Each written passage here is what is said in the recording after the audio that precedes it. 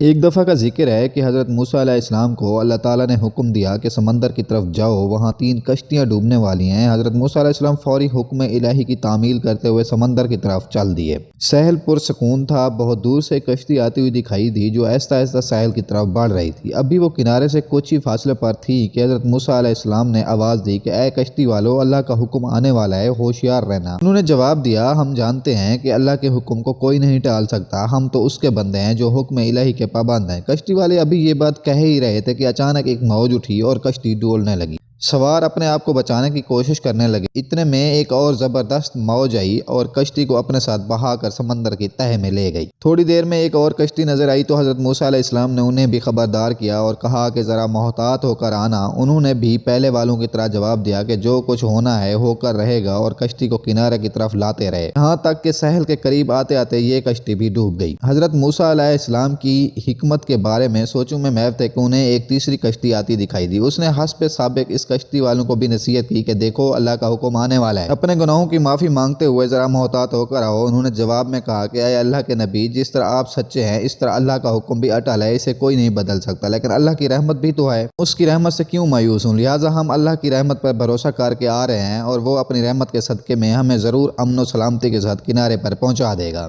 کشتی والوں کا یہ جواب سن کر حضرت موسیٰ علیہ السلام خاموش ہو گئے۔ جب کشتی بحفاظت کنارے آ لگی تو اللہ کے پیغمبر سوچنے لگے کہ اللہ نے 3 کشتیاں ڈوبنے کا فرمایا تھا، 2 تو ڈوب گئیں لیکن تیسری سلامتی کے ساتھ کنارے پر آ لگی ہے، یہ کیسے بچ گئی ہے؟ ارشاد باری تعالیٰ ہوا، اے موسیٰ، آپ نے سنا نہیں کہ تیسری کشتی والوں نے کیا کہا؟ انہوں نے میرے حکم کو تسلیم کیا تھا، میری رحمت کو آواز دی تھی اور اس پر پورا توکل اور بھروسہ بھی کیا تھا، تو اس لیے یہ کشتی میری رحمت کے طفیل بچ گئی، کیونکہ جو بھی میری رحمت کا طلبگار ہوتا ہے میں اسے نا امید نہیں کرتا۔ حدیث میں آتا ہے کہ اللہ تعالیٰ نے جب مخلوقات کو پیدا فرمایا تو عرش پر لکھ دیا کہ میری رحمت میرے غضب پر غالب ہے۔